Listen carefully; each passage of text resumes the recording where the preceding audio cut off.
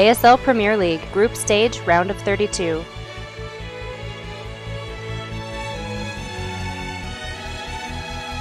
He didn't want to, he actually wanted to play StarCraft.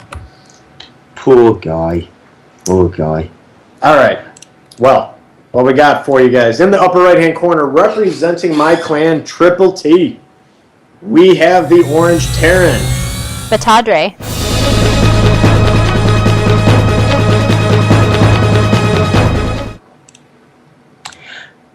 And his opponent, across the map, in purple, from IDGI, is our fellow ASL caster, EnderSword.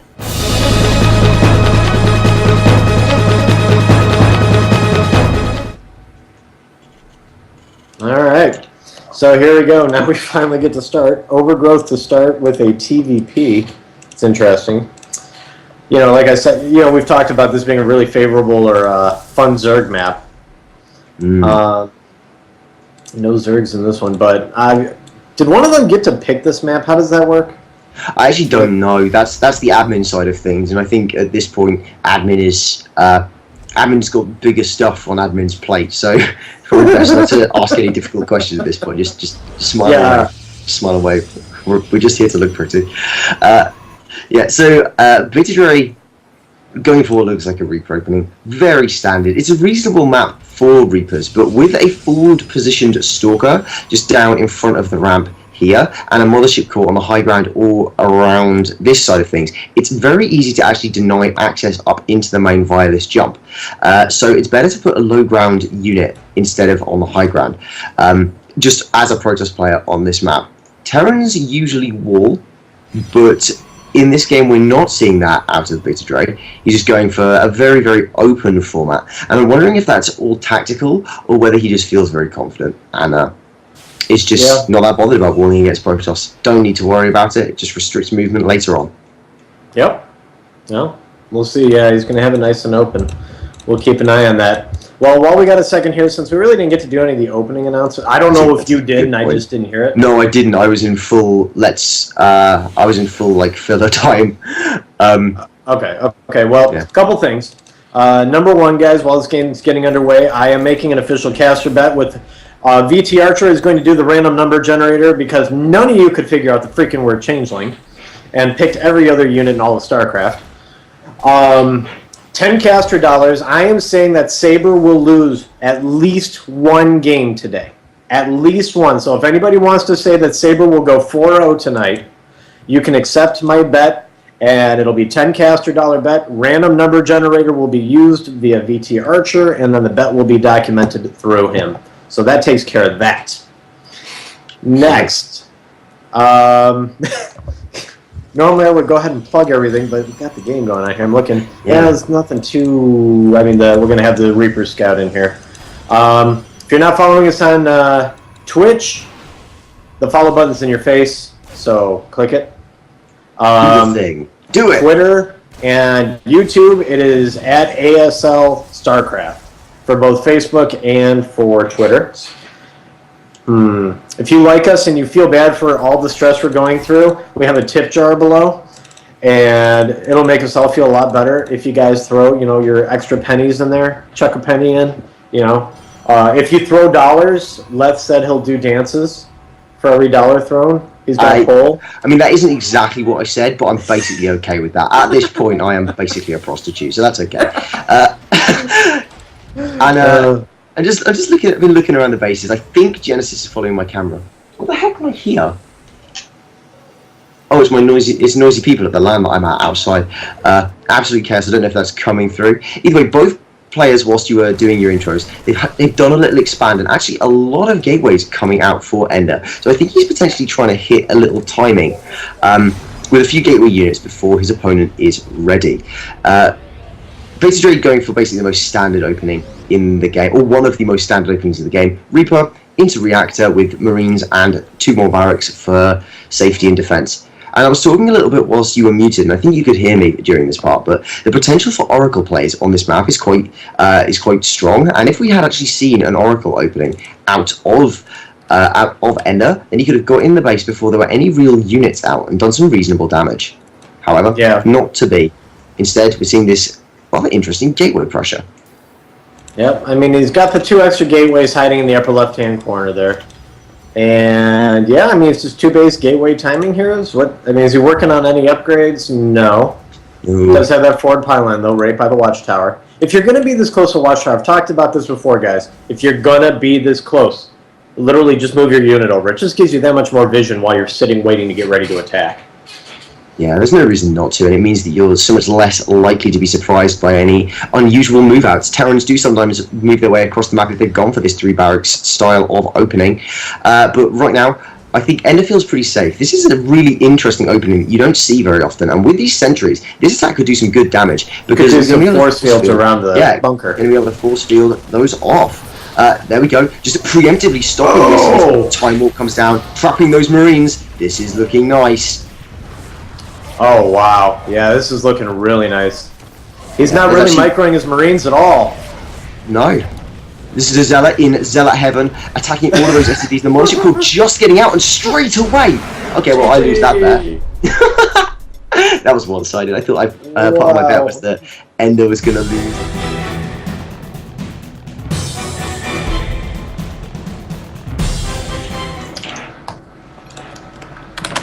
Alright, guys, we're in game number 2. In the bottom right-hand corner. 4-clan Triple T trying to make a comeback down 0-1 now. It's going to be our orange Terran player. BeTadre.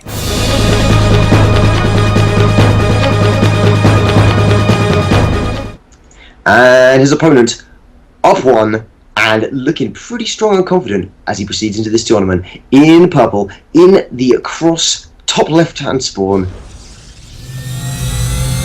EnderSword.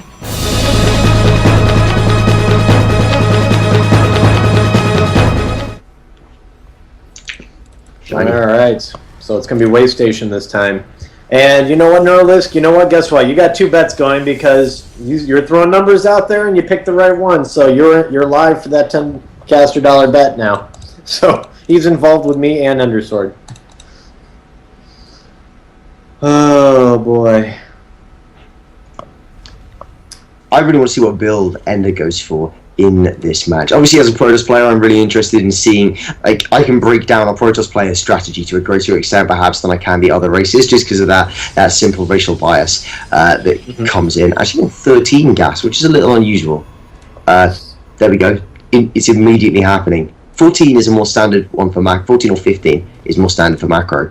But I guess if you take this gas on 13, then you can take another one a bit later and still go for an aggressive build. It just skews the timings a little bit on the gas. I don't know. We'll have to see. The probe is going to go out and scout. We're going to see what's going down over there. And the players are just having a little little chat in the game. Very polite. Yeah, no problem, Neuralisk. What's the worst that could happen? I take away 10 of your caster dollars? First time I could actually take them away from a player. So you need Saber to go 4-0, and I'm telling you it ain't going to happen, buddy. So let's see. What do you think about that? I actually don't know. I was wondering. I did say before the cast and before the light delays, I was thinking that Ender was going to win the group. I thought that we were going to see Ender win the group, but Saber come second. That was my prediction. I don't know really why I predicted that. It was just a pure gut feeling, which was serving me pretty well last night. We'll have to see how it plays out, of course, but I think that just based on those predictions, the Triple T curse might come into effect. Don't remind me. Yeah. Well, I mean, Zeratul advanced the other day. And he's Triple T as well. Yeah, he used to be the clan leader before he stepped down. Oh, jeez. Yeah, pretty chaotic, and we can see by looking in BeTadre's base, he's gone for this single worker in gas. Obviously, grants him increased mineral income. Increased mineral income means going to be going for a more kind of unit-heavy, barracks-focused style most of the time, rather than a rush towards factory and higher-tech units. It just means that the macro is going to kick off a little bit sooner, and the unit count will be higher for defending against any pressures such as we saw in the previous game. But actually, he did this in the previous game as well. and Ender just killed him. Yeah. Well, you know what? I mean, he's going 3 racks. He's going light on gas. I'd like to see him push out some more units. If he could get a fast stim timing, I mean, he's built up enough gas that if he could drop a tech lab here pretty quick. Yeah. It looks like he's going to go for that +1 first. That's my theory here. Definitely could be. He's now put 3 back in gas, so his gassing comes back up to a more standard amount. But taking those out has allowed him to squeeze out these barracks a little bit faster. And that is a tech lab now coming down on one of the barracks for that stim that you mentioned. Always good to get yourself a bit of nice stim. Really helps with defending early game timings. He needs it, especially after what he dealt with last game. I need to see how fast he drops or starts stim. That's, I think, 172nd upgrade. And you can't wait around on that, especially if Ender were to go for another timing, which if you see, he's going 3-gate robo this time. And there's stim. Okay, so it's starting. Reasonable forge timing as well out of Ender. I do like that. Nice quick upgrades for defense and producing observers out of the robo as well, which will give him great map vision, great scouting. They are a very nice unit as the observer. And it's a shame that they take up so much robo production time. In that patch where they buffed Queen range and broke the game, they actually increased observer build speed to 30. Sorry, they reduced it to 30 from 40 because they felt that it was overusing robo ticks. And that's why EnderSword is producing this immortal now instead of 10 seconds later. Yep, that makes sense. Well, let's see, that observer, that turret's coming up, and I almost bet you this observer gets destroyed. It should do, certainly. Because the vision of the turret exceeds the bunker. So as soon as it gets in range of the bunker, it's going to get destroyed before it really ever sees the turret. Yeah, detection radius is 11. Fire radius is 7 without the upgrade for it. So as soon as this observer gets nearby, we'll see. Yeah. Let's see. Here it comes. Here it comes, and it's gone. He didn't even barely see the turret. Yeah. Yeah. No scouting. This is why you should always try and drift into the main from the side. It's a little bit sneakier. And we're actually seeing EnderSword go for relatively fast. Well, they're not that fast, but they're reasonable speed Colossi. So that's the tech path of choice that we're going to be seeing as he moves into this mid game. Getting those armor upgrades though instead of attack. I guess it kind of makes sense because by the time the attack upgrade is getting towards finished, the Colossi will actually be out in force instead of getting attack first, which won't benefit him if they're at any earlier timing. So that's a pretty smart move out of our Protoss player here. Oh, I agree. Well, don't all Protoss units start with +1 armor? Well, a lot of units start with 1 armor, but most Protoss ones do, which is rare. The exceptions are basically Templar and Phoenixes, I think. Maybe not Oracles either, and Probes, of course. But most Protoss units start with the base. No, they must do. They're an armored unit. They've got to. Oh, okay. But point being is, when you're going against what you're assuming to be bio, go for that armor first, because that takes 2 away. You know, now you're doing 4 damage per shot instead of... Yeah, they are... It's fantastic to just add that in, and there are a couple of sentries mixed in, so Guardian Shield takes another 2 off. Really strong macro out of EnderSword, but it's looking pretty even on both ends, and neither player seems to want to commit to an attack yet. Although, as I say this, with the advent of the 2 medevacs, BeTadre is going to move out onto the map, and that's going to be immediately seen. Great positioning on that observer is going to allow a quick and efficient reaction out of EnderSword. Now, he does have combat shields, concussive, stim, and +1. And I think this is going to be a drop. Almost certain this is going to be a drop. He's not going for the front door. No. Just looking about. Actually, there's a probe down towards the 3rd. So Ender's planning on taking a 3rd with all of this. But I think this push-out is forcing him to react a little bit more defensively and delaying the 3rd base. Whereas the command center of BeTadre is already going down. Yep, BeTadre already getting that 3rd base, getting up and running. Just in case this fails, which, I mean, it's more for harass than game ending. Loading up those medevacs now. The Marines could be... No, he's caught them. Lovely stuff. So these medevacs are going to attempt to boost into the main, and the army is out of position. There's not a lot going on up here except for 1 cannon. Yeah. Here they come. Boost. Okay, no boost. Boost! Why no boost? What? Okay, no boost. Fine. It's all okay. The army of Ender is actually still sat in the half of it's moving up Nice. Smart decision making. Not taking too much of that army away, because now when this little force moves towards the natural, and it is only small, it's going to be cleaned up very effectively. The majority of the army for BeTadre is actually going towards the main though, and it could even clean up these forces. Oh my goodness. That is good for our Terran player. I would bail out. Efficient. Yeah. No anti-air Not really. bad. So those medevacs get out undestroyed. Not bad, not bad. I'll go with that. Let's look at the resources lost. Ender lost 2,200. BeTadre 793.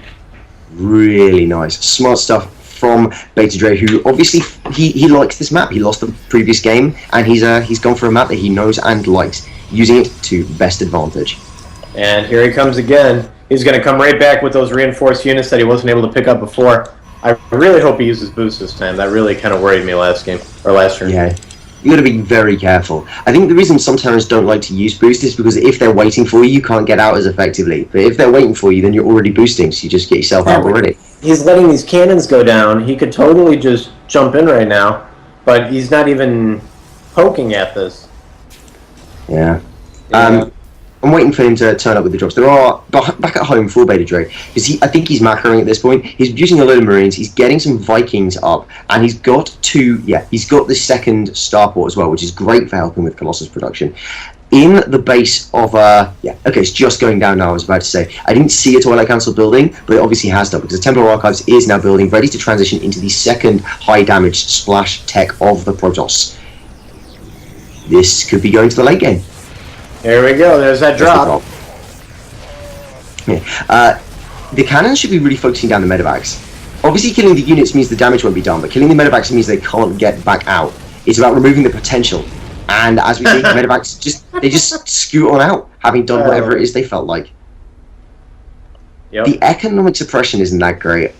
Like, well, No, with he's these, only killed 6 workers out of 2 drops. But here comes the big army. And stuff. This is a big, scary army. Plus 1 attack against plus against 1/1 for Ender. Plus 1 armor is about to finish for the Terran infantry though, so it's not going to be too disparate. And with the Viking support, wait, where are the Vikings actually? There's most of them are still built. Ooh, you want to have slightly more Vikings than that to engage against Colossi. Oh, he's might be able to snipe snipe the third. Oh, the third's gone. Yeah, this has got to be a kill. Not enough medevacs to lift out, though. If we see Ender move down, and it doesn't look like he's going to, this is going to force... Hit and run. It's just too slow. It ain't happening. This force for Ender is a little bit funky, actually, because he's got charge lots with plus 2 armor and plus 1 attack. He's got a second forge coming down, some High Templar warping in, which I think... No, he's got Storm Researching, maybe a couple of Archons, 1 or 2 Archons, and then the rest for backup. But with the army of BeTadre, no, he's not whiffing any. Moving out on the map, if he attacks, then it's quite possible with the low Viking count, as it was when I started this point, dropping the main by the way, then he could have pushed across the map and done some real damage. As it is, not going to happen, I think. If he backs, oh, lovely. That's exactly it. Where's the next few? Oh, okay. Okay. He spared him. He let him live. He doesn't have any stalkers. no, he's got feedbacks. That was the second chance medevac. He's saying, "Go home. Tell your friends I'm not going down easy." Yeah. Let's see how's the Viking count getting. Oh, it's looking good. It's looking very good. Now up to 7. Seven Vikings, which is the number required to 2-shot Colossi. Very important that you hit that number as a Terran, and with more and more on the way, this high Colossus count is going to dwindle. There are 4, I believe? Yeah, 4. That's... Oh, 5th one just starting in production now. Good storms, banked up by EnderSword, but ghosts coming out for beta. So it's going to come down to engagement micro, as is so often the case in mid to late game PvT battles. Alright, that Marine stemmed over to the watchtower. Oh, he's going to get spot the position of this army. Good job there. Alright, he knows positioning now. Let's see how he decides to... So, with this Colossus force pushing across, and I think Endo should probably have waited for that 5th Colossus, but perhaps that's a reinforcing Colossus, so that if this push isn't successful, it will allow Ender to have more Colossi sooner. Pylon going down, as it is, and a good scan reveals the entire army composition. Beta's moving forwards. He wants to engage this, perhaps. Does in the pylon. Does he have Storm? Yes. Okay, Yeah, you can storm Storm's the done. Viking. EMPs are on their way. No ghost cloaking. I am forced to assume. Oh, great! EMPs going down. Just there's one High Templar left with Storm, but it The almost the Vikings are Archon. not engaging. No, the Viking, but the kiting is so good. Not much of that bio was caught behind the force fields, and the Colossi are totally undefended. The Vikings are raining death down upon them, and the bio is going to be able to stim away from the Zealots all day long. Wow. Or not, it's going to stand there and take it. Is that? Yeah, I is thought it he was win? going to kite a little bit more than this.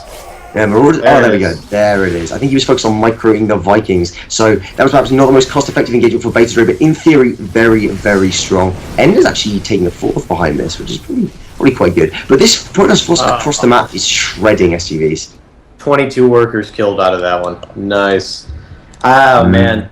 I thought, you know, I think he just took a couple seconds too long to get his Vikings going. You know, he was trying to set everything up and create that, like, you know, that big spot so he could just converge from all sides, and he just could not get it set up quick enough. No. The engagement could have gone so well for him as well if he hadn't been basically fighting directly with charge lots, because they don't die. That's kind of their thing. They have good DPS and they tank a lot of damage. When in a mostly Marauder heavy composition, that is exactly where they want to be. And because BeTadre didn't quite react in time, he ended up taking a bit more of a loss than I think he could have done, because he could have won that engagement if the micro had been just that tiny little bit better. It's these little things that can swing whole games and whole battles. Yeah, there's like 5 idle SCVs inside BeTadre's base, too, which is the not mules, helpful. no, that will not be helpful. Good EMPs going down, but losing the ghost for it, and actually there are still 2 High Templar towards the back. They do have energy to storm, so we're gonna have to see the micro come out of BeTadre. Oh, he stormed himself! Yeah. He didn't kill the Archon. Marauders are actually slightly better than Marines against Archons, but it's not looking like it's enough. It's not. So there we go. EnderSword is going to be our first person to advance to the winner's bracket today.